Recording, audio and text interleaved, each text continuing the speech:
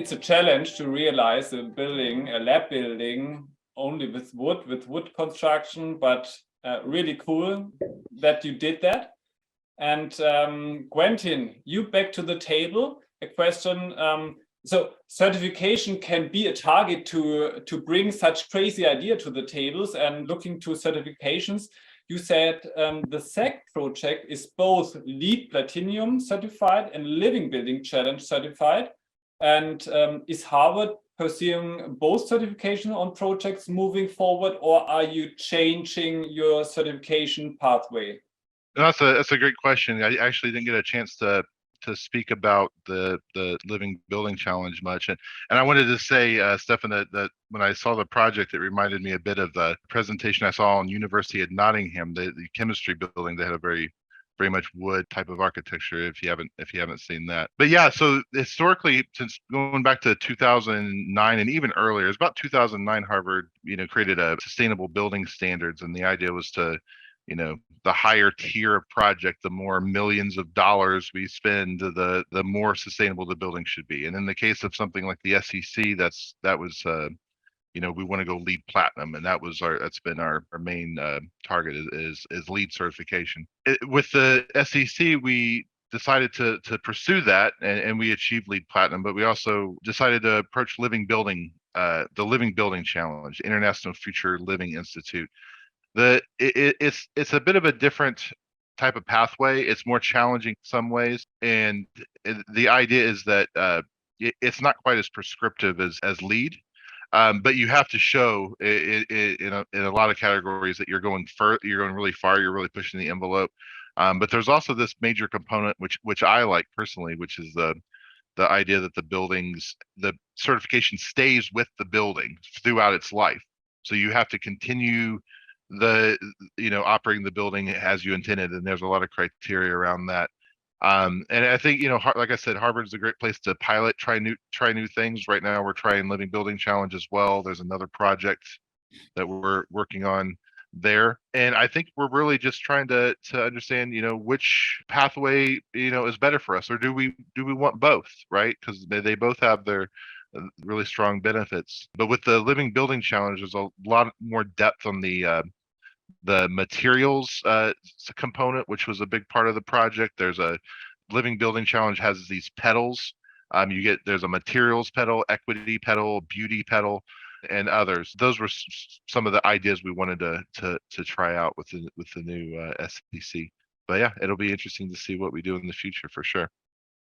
Yeah, we will look to you. And another question to you, Quentin. Can you recap on what were the top 3 sustainable design innovations for the SEC project? Yeah, definitely. And this is biased somewhat. We have to look at the facade, the interesting daylight harvesting and things like that. It's a first of its kind, especially it was so custom. So we're actually studying that to see how it works. We call it the cheese grater because it kind of looks like what if you were to it has like a grater type of effect.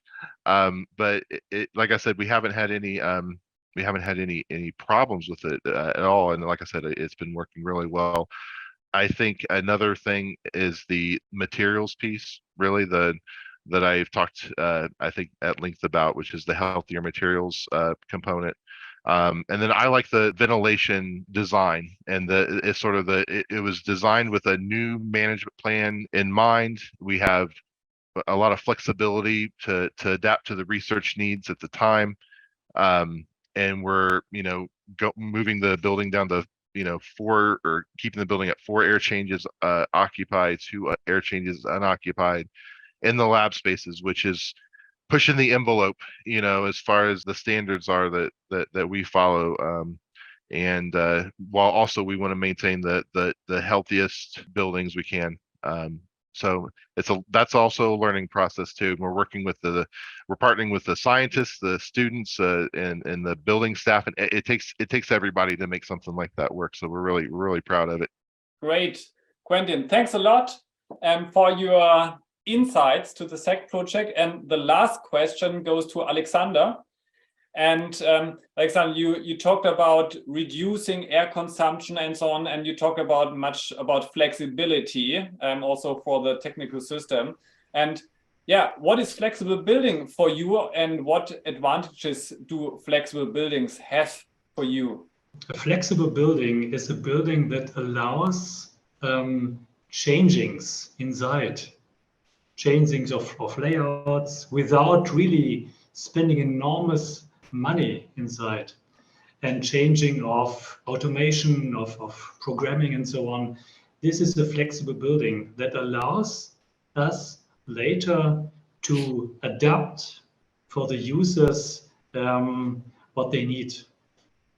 This is really important, and we have to spend a little bit more money when we plan and build a building, and we reduce afterwards enormous. This is important. The flexibility needs a little bit, not much money. It's not much, 1 or 2% of a project cost, and afterwards we save 20, 30, 40% during a lifetime of a building. Yeah, and I think the phase 0, starting before the project is starting, thinking about the concept in general, exactly. to think what steps could be in the next 10, 20, 30 years, because everything is changing. The lab processes are changing, the products you produce are changing, everything is transformation and so on. And yeah, the lab building have also changed. And today everything is lab, tomorrow it's perhaps also lab production and more office instead of lab, because now many things are automated, for example. So I think investing a little bit more time in the very early stage, a good concept, saves you much money during the lifetime. Yeah, so thanks a lot to Steffen, Quentin, and Alexander for your great impulses and insights. To the audience, thanks a lot also for your time. If you want to forward this session to friends, we have recorded this session. So in 1 week or 2 weeks, it's on our website, the video, and also on our YouTube channel. If you missed another live event about Green Lab certifications, for example, or well-being labs or digital labs or other topics, it's on our website. You can look to that, of course. And if you want to start your own Green Lab project, a new one, you can contact, of course, Steffen Vogt from Wolf Architects. He's an expert in green buildings. We saw that.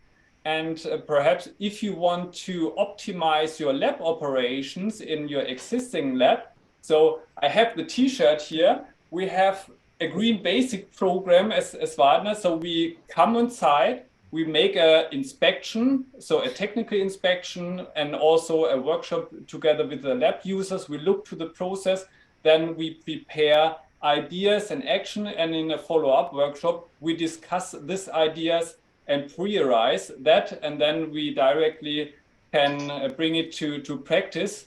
So we can support you with our Green Basics program. Please, you see that also on our website. And if you want to know more about Green Labs, we have the next Lab Cafe on the 7th of June.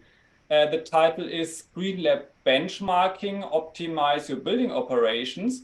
And I'm really proud because the Bauakademie from Germany will show the first white paper.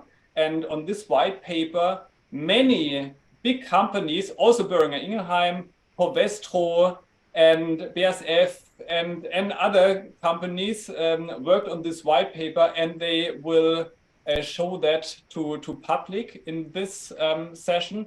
So please sign up and join the next meeting on the 7th of June. So thanks a lot for joining. It was a pleasure, and have a nice evening here in Europe and a nice morning in the US. And thanks to the 3 speakers. Thanks a lot. Bye. Bye. Bye.